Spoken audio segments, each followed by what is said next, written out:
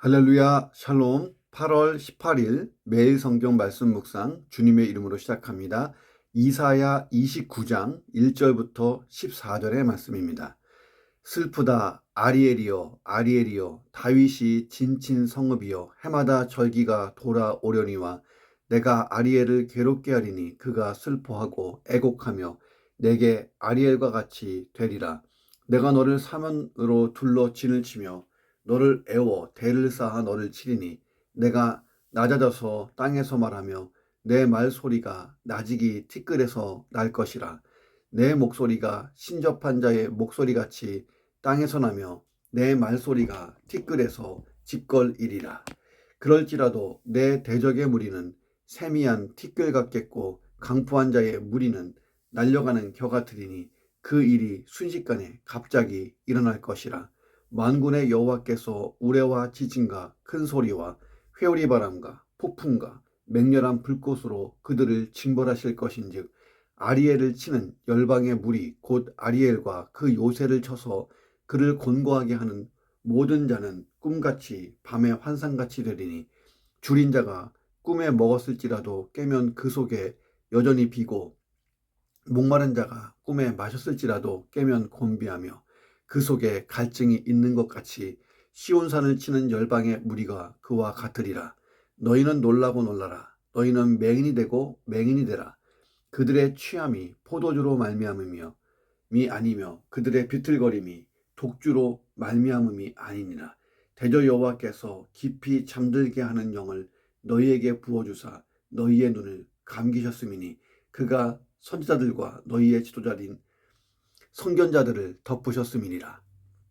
그러므로 모든 계시가 너희에게는 봉안책의 말처럼 되었으니 그것을 글 아는 자에게 주며 이르기를 그대에게 청하노니 이를 읽으라 하면 그가 대답하기를 그것이 봉해졌으니 나는 못 읽겠노라 할 것이요 또 그 책을 글 모르는 자에게 주며 이르기를 그대에게 청하노니 이 글을 읽으라 하면 이를 읽으라 하면 그가 대답하기를 나는 글을 모른다 할 것이니라. 주께서 이르시되 이 백성이 입으로는 나를 가까이하며 입술로는 나를 공경하나 그들의 마음은 내게서 멀리 떠난다니 그들이 나를 경외함은 사람의 계명으로 가르침을 받았을 뿐이라. 그러므로 내가 이 백성 중에 기이한 일 곧 기이하고 가장 기이한 일을 다시 행하리니 그들 중에서 지혜자의 지혜가 없어지고 명철자의 총명이 가려지리라. 아멘. 오늘 본문은 선민에 대한 하나님의 징계의 목적이 멸망에 있는 것이 아니고 연단과 궁극적인 구원에 있음을 실증적으로 보여주고 있습니다. 자, 아리엘로 표현된 예루살렘에 대한 징계가 나오고 또 전격적인 구원 예언이 뒤따라 나옵니다. 자, 이어서 하나님의 선민 유다의 영적 타락의 3대 증상이 뭔지를 짚어줍니다. 자, 오늘 본문에는 이 3대 증상 중에 2가지가 언급되어 있습니다.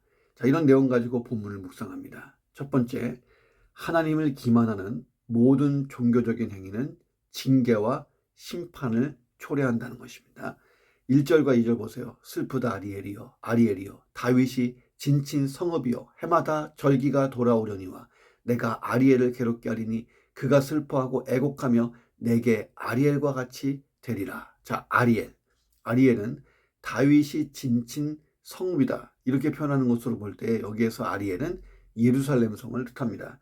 슬프다 예루살렘 성이여 똑같은 거예요. 자, 해마다 절기가 돌아오는 매 새해가 올 때마다 예루살렘에서 절기를 지키는 것을 이렇게 염두에 둔 표현이에요. 유다는 절기를 지키는 것, 하나님께 제사 드리는 일에 있어서는 매우 열심이었어요. 죄악을 많이 저질러서도 열심히 절기를 지키고 열심히 제사를 드렸어요. 자, 그런데 그런 절기를 지키는 것과 제사를 드리는 것이 전혀 하나님께 기쁨이 되지가 못했습니다. 이유는 그 제사가 매우 형식적인 제사였기 때문입니다. 그들은 죄악은 죄악대로 저지르고 제사는 제사대로 드리는 거예요. 죄악과 함께 드리는 제사. 어떻게 보면 가인의 제사 같은 것이 된 거죠. 죄악을 저지르고 그것을 회개하지 않고 드리는 제사. 죄의 피가 아직도 묻어있는 부정한 손으로 하나님을 기만하는 제사를 드렸다는 거야. 한마디로 제사 열심히 드리고 절기를 열심히 지켜서 하나님 이 죄는 퉁칩시다 한 거예요. 좀 우스갯소리로 얘기하면. 자, 그 결과 하나님의 심판이 임하고 슬픈 아리엘이 된다 하는 것입니다. 자, 하나님을 향한 믿음이 없이 드린 가인의 제사, 그리고 가인의 비참한 운명이 생각나잖아요. 오직 제사만 드리면 그 모든 불순종은 해결될 거다라고 생각했던 하나님께 버림받은 사울의 운명도 생각납니다. 자, 하나님을 향한 진실과 사랑과 정성을 다해 드리는 예배, 하나님을 경외하는 삶, 성도다운 삶, 하나님의 자녀의 합당한 변화된 삶, 이런 삶과 더불어지는 예배가 하나님을 기쁘게 하는 예배예요. 그런 예배가 아니면 허탄한 예배가 되고 하나님을 기만하는 예배가 된다 하는 거예요. 자, 그 결과 그렇잖아요. 유다 백성들이 예배를 드리면 드릴수록, 절기를 지키면 지킬수록 더 하나님의 분노를 자아내고 하나님의 징계와 심판을 더 불러들이는 꼴이 된 거예요. 자, 나의 예배는 어떠하냐 하는 것입니다. 자, 우리가 주일 예배 때에 참회의 기도 시간이 먼저 있잖아요. 참회의 기도를 드리고 목회 기도를 하고 그리고 계속해서 예배를 드리는 이유도 바로 이 순서를 잘 생각한 거예요. 자, 하나님께 드려지는 예배는 정성스러운 진실한 온 마음이 정결한 상태로 드리는 그런 예배가 되어야 되는 것입니다. 자, 3절 보면 그런 하나님을 기만했던 제사, 죄악과 함께 드려진 제사가 어떤 결과를 가지고 옵니까? 내가 너를 사면으로 둘러 진을 치며 너를 애워 대를 쌓아 너를 치리라. 자, 표면적으로는 아수르 군대의 예루살렘 포위 공격을 염두에 둔 말씀이죠. 자, 그런데 이면적으로 보면 유다의 범죄에 대한 하나님의 징계와 심판이 임한다는 거예요. 유다가 아무리 타락했다고 해도 하나님의 선민이고 아수르보다는 훨씬 더 악한 민족이에요. 아수르가 진짜 나쁜 민족이죠. 자, 그런데 다른 이도 아니고 악인인 아수르가 하나님의 심판의 도구가 됩니다. 이게 얼마나 부끄러운 일이냐는 거예요. 명색이 하나님의 백성이 됐는데 악인들을 책망하고 아수르를 바른 길로 인도하고 뭐 이렇게 하지는 못할 망정 도리어 악을 행하고 악인들을 통해서 징계를 받는다. 이게 얼마나 수치스러운 일입니까? 예수님이 말씀하셨어요. 소금이 그 맛을 잃으면 길에 버려진다. 사람들에게 밟힘을 당한다. 자, 지금도 그렇지만 예수님 당시의 소금은 사람들에게 매우 귀중한 귀한 물품이었어요. 그래서 심지어 왜 고대 사극을 보면 이 소금이 화폐 가치에 상응하는 것으로 여겨지잖아요. 이 금가루처럼. 그러한 소금이 길에 버려졌어요. 사람들에게 밟힘을 당했어요. 이거는 있을 수가 없는 일이에요. 그 당시에. 자, 나의 신앙생활에 그런 일이 발생하지 않고 그런 일에 대해서 우리가 경계하고 기도할 필요가 있는 것입니다. 자, 오늘 나의 신앙생활을 점검해보는 하루가 되기를 주의 이름으로 축원합니다. 4절에 보니까 내가 낮아져서 땅에서 말하며 내 말소리가 다시키 티끌에서 날 것이라. 내 목소리가 신접한 자의 목소리같이 땅에서 나며 내 말소리가 티끌에서 짓거리리라. 자, 이게 무슨 말일까요? 예루살렘이 극히 낮아지고 그들의 말이 극히 멸시받는 신접한 자들의 말처럼 아무 주목도 받지 못하는 그런 말이 된다는 거예요. 자, 예루살렘의 경고만 믿고 애굽이 도와줄 거라고 믿고 그렇게 무방비로 살았던 유다에 대한 심판이에요. 이 모든 일이 하나님께 드리는 예배에서부터 시작된 거예요. 그들이 예배를 바르게 드리고 하나님 말씀에 들려지는 대로 잘 순종하고 대응했다면 다른 역사를 기록했을 거예요.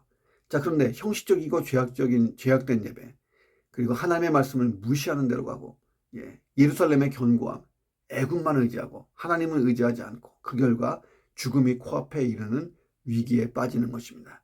아수르 왕 사네립은 히스기야 제14년 BC 701년에 유다를 전격 침공해서 유다를 초토화시키고 예루살렘을 포위 공격했고 유다는 절체절명의 위기, 나라를 뺏길 위기에 놓였어요. 유다는 히스기야 왕의 아버지 아하스 왕 시대부터 급격히 타락하기 시작합니다. 여호와의 성전을 폐쇄하고 제단을 본래의 자리에서 옮기고 우상 숭배에 푹 빠지고 히스기야가 즉위해서 우상 숭배의 잔재를 제하고 여호와의 신앙을 회복했지만 유대 백성들 이 마음속에 깊숙이 박힌 이 불신앙을 다 제거하기가 쉽지 않습니다. 자, 그래서 심판이 임하는 거예요. 자, 우리는 어찌해 볼 수 없는 상태에 이르는 이런 불신앙 경계해야 하는 것입니다. 자, 오늘 나의 신앙 한번 점검해보고 나의 예배 점검해보는 하루가 되기를 주의 이름으로 축원합니다. 두 번째, 악인의 형통은 한밤의 꿈처럼 극히 허무하고 무가치한 그런 형통이라는 거예요. 자, 히스기야의 눈물의 기도가 있었어요. 유다 백성들의 회개 기도가 이어졌어요. 자, 하나님께서 예루살렘 성을 아수르 손에서 건지시는 사건에 대하여 이 본문이 이제 예언합니다. 이사야 36장에 보니까 아수르 왕 사네립이 짓거리는 말들이 나와요. 열국과 그 모든 나라의 신들이 내 손에서 어떤 나라도 구하지 못한 것처럼 여호와 너희들이 믿고 있는 하나님도 능히 내 손에서 너희 나라 유다를 구원하지 못할 것이다. 이렇게 장담을 했어요. 자, 그런데 결과가 어떻게 됩니까? 그 뜻대로 되지 않았죠. 5절에 보니까 그럴지라도 내 대적의 무리는 세미한 티끌 같겠고 강포한 자의 무리는 날려가는 겨 같으리니 그 일이 순식간에 갑자기 일어날 것이라. 당시 예루살렘을 포위하고 있던 아수르는요, 엄청난 대군이었어요. 예루살렘 성 전체를 다 겹겹이 포위하려면 얼마나 많은 군사가 필요해. 자, 그 어떤 성도 아수르 군대의 공격을 견디지 못하고 다 무너져 내렸어요. 아수르는 가는 곳마다 닥치는 대로 살육하고 파괴해버렸습니다. 당시 근동 지역의 사람들은 아수르라는 말만 들어도 공포에 쩔었어요. 그런데 그런 아수르 군대가 하나님 앞에서 어떻게 된다고요? 세미한 티끌, 날려가는 겨처럼 보잘것없는 군대로 보였어요. 자, 이사야의 예언은 이게 허풍이 아니었다는 거예요. 회오리 바람이 불면 티끌이나 겨는요, 순식간에 바람에 날려 종족을 감춰버리는 거예요. 자, 그들은, 아수르는 하나님의 심판 앞에 순식간에 파멸됩니다. 순식간이라는 단어가 나오잖아요. 하룻밤 사이에 하나님의 심판 앞에 자기 군대 18만 5천을 잃고 바람에 불려가듯 본국으로 사내립은 퇴각해버립니다. 그래서 우리가 두려워야 할 대상은 악인 자체가 아니고 죄를 두려워해야 하고, 더 나아가 심판의 하나님을 두려워해야 되는 거예요. 자, 그래서 하나님을 경외하는 자가 가장 지혜롭고 평화로운 평안의 인생을 살아갈 수가 있는 것입니다. 자, 하나님이 아수르를 방문하시죠. 6절에 보니까 우레와 지진과 큰 소리와 회오리 바람과 폭풍과 맹렬한 불꽃을 동반해서 아수르 진중을 방문하십니다. 6절에 보니까 그들을 징벌하실 것이다. 자, 이걸 원문편을 보면 누군가를 직접 찾아가 방문하는 것은 방문하는 의미의 단어가 여기서부터 시작됐는데, 하나님의 방문이 아수르에게는요, 파멸이 돼버린 거예요. 성경에 보면 하나님이 누군가를 방문해요. 어떤 사람에게는 위로와 권고와 구원과 의뢰와 복이 되기 위한 방문이에요. 자, 그런데 누군가에게는 심판과 징벌이 되는 하나님의 방문이 있다는 거예요. 자, 오늘 나에게 하나님은 어떤 모습으로 신방 오실까요? 은혜와 복이 되기를 주의 이름으로 축원합니다.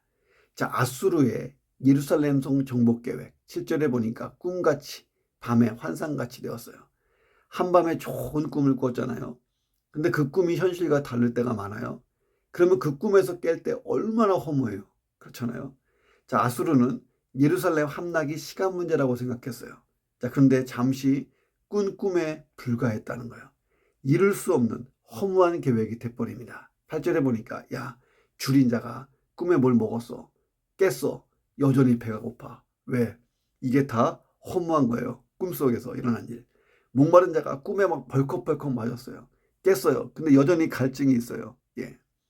이런 거, 이렇게 된다는 거예요. 시온산을 치는, 예루살렘을 치는 열방의 무리. 자, 아수르가 그거 같이 될 것이다. 자, 아수르의 꿈이 헛된 거예요. 내 인생이 헛된 꿈만 꾸는 인생 되지 않기를 주의 이름으로 축원합니다.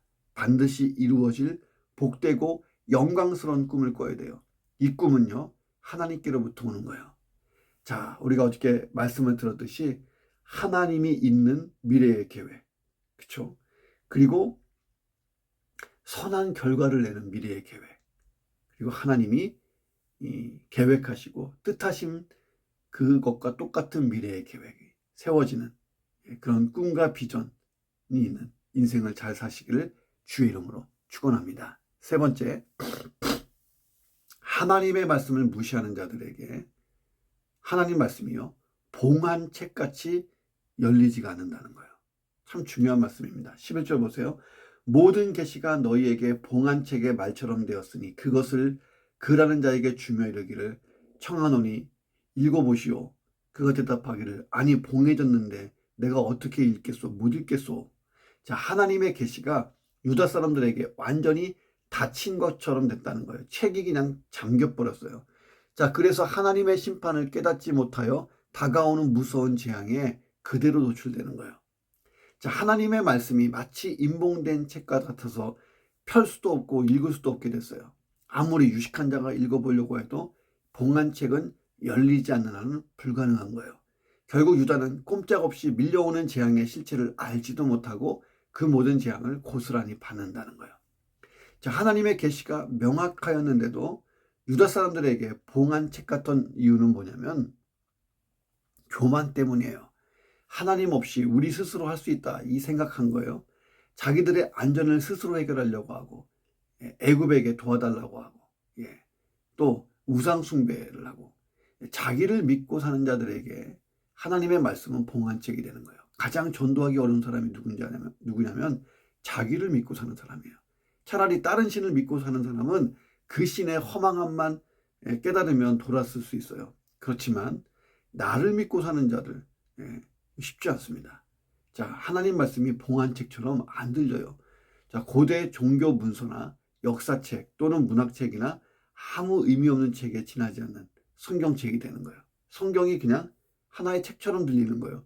읽기는 읽고 보기는 보는데 전혀 성경의 의미를 깨닫지 못합니다. 자, 예수님 시대에 예수님은 하나님의 계시 그 자체였어요. 왜? 말씀이 육신이 되어 유다 땅에 거하고 계셨잖아요. 자, 그런데 이 종교 지도자들은 교만했어요. 예수님을 메시아, 그리스도로 발견하지 못하고 배척하고 죽이려고 했습니다. 그러니까 예수님이 그들에게는 봉한 책처럼 된 거예요. 오히려 부족하고 허물 많고 초라하기 그지없는 자들이, 겸손한 마음을 가진 자들이 창기와 세리와 죄인들에게 하나님의 계시의 책이 열려버려져요. 그들은 예수님을 그리스도라고 믿었어요. 하나님의 계시의 끝판왕이신 예수님을 구주와 주님으로 그리스도로 그들을 만났다는 거예요. 자, 오늘 나에게 하나님 말씀은 열려있는 책인가 닫혀있는 책인가, 열렸다가 닫혔다가 하는 책인가, 아니면 약간 열려있는가, 완전히 못 열리고 90%만 열려있는가, 완전히 열려있는 책이 되기를 주의 이름으로 축원합니다. 하나님의 계시가 봉한 책이 되다 보니까 유다가 헤매기 시작해요. 9절 보니까 너희는 놀라고 놀라라. 너희는 맹인이 되고 맹인이 되라. 그들의 취함이 포도주로 취함도 아니고 비틀거림이 독주 때문이도 아니다.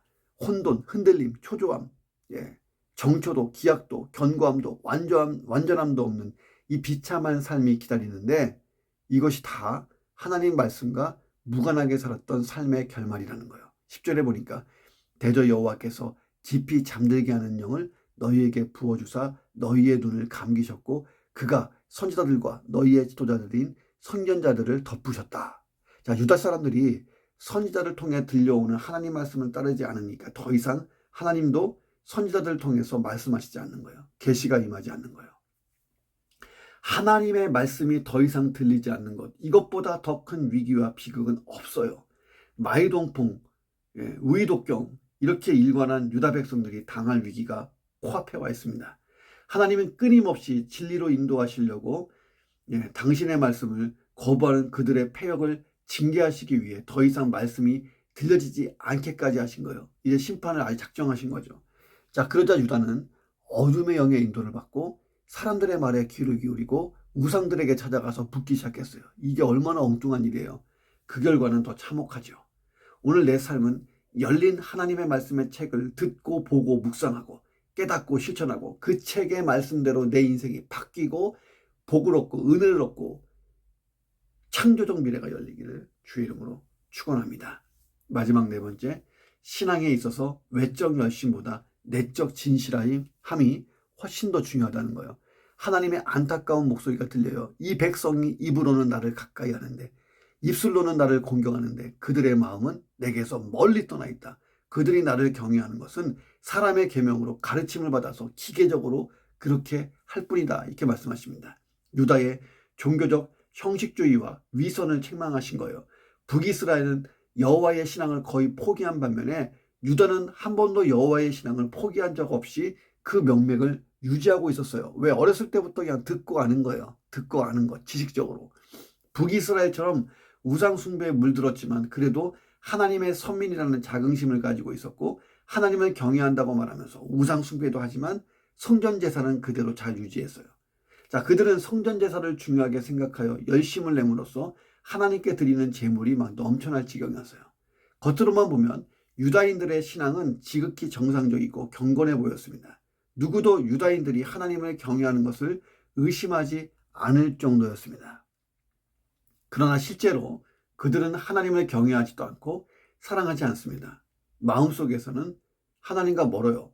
하나님이 직접 하신 말씀이잖아요. 그들의 마음이 내게서 멀리 떠났다. 이 경건의 모양은 있는데 경건의 능력은 전혀 없는 거예요. 자, 우리는 입술로는 하나님을 경외하고 주의 이름을 부르지만 하나님과 무관한 심령을 소유할 수도 있다는 사실에 경계하고 끔찍하게 생각해야 돼요. 하나님과 상관없는 삶을 살 수도 있다. 야, 하나님을 입술로는 경외해요. 아버지 하나님 주여 해요. 그런데 하나님과 전혀 무관한 심령, 그 뭐예요? 내가 인생의 주인인데 내 마음. 주일날만 지나고 월요일만 되면 완전 불신자처럼 바뀌어버린 내 인생, 내 마음. 하나님과 상관없는 그런 삶을 살 수도 있다. 무늬만 그리스도인 될 수 있다. 이 사실에 깜짝 놀라야 된다는 거예요. 예배는 드리는데 하나님과 1대1의 인격적인 관계, 하나님을 향한 사랑의 마음, 하나님의 위대하심과 은혜로우심에 대한 감격과 찬양, 경외의 마음이 소멸되거나 악화되지 않는지 나의 예배 생활, 나의 마음의 심령을 점검할 필요가 있는 것입니다. 14절 보니까 내가 이 백성 중에 기이한 일, 곧 기이하고 가장 기이한 일을 다 행하리니 그들 중에서 자의 지혜가 없어지고 명철한 자의 총명이 가려지리라. 기이한 일이 계속 반복되고 있잖아요. 이는 아수르의 침공으로 예루살렘을 제외한 유다 전역이 초토화되는 사건, 더 나아가서는 먼 날 바벨론의 침공으로 유다가 완전히 파멸되는 그 사건을 가리켜요. 유다는 아수르나 바벨론의 침략을 받기 전에 여러 나라들의 침략을 받아왔어요. 그러나 아수르나 바벨론의 침략은 이전의 침략과 비교할 수 없는 엄청난 충격이었습니다. 그래서 하나님이 기이한 일이라고 말씀하신 거예요. 문제는 그런 기이한 일이 벌어졌을 때에 지혜자가 지혜로워야 되는데 명철자가 총명이 작동되어야 하는데 멈춰 있다는 거예요. 우리도 마찬가지입니다. 내 삶에 이해할 수 없는 기이한 일이 벌어지고 있다면 잠시 묵상해 볼 필요가 있어요. 이 일이 나의 죄 때문인가? 그러면 돌아서면 돼요. 아니라면 하나님의 연단하심이에요. 그러면 인내하고 순종하고 그러면 복이 되는 것입니다. 중요한 것은 내 신앙의 외적 상태가 아니라 내적인 상태예요. 이 내적인 상태를 잘 점검하는 것이 중요한 것입니다. 오늘 내 내면이 하나님과 온전히 통해 있기를 주의 이름으로 축원합니다. 기도합니다. 하나님의 징계와 심판을 초래하는 하나님을 기만하는 모든 종교 행위, 하나님 나의 예배 생활 점검하고 정돈하고 또 경계하고 금할 것을 금하고 잘할 수 있도록 역사해 주옵소서. 악인들의 형통은 한밤의 꿈처럼 극히 허무하고 무가치한 것입니다.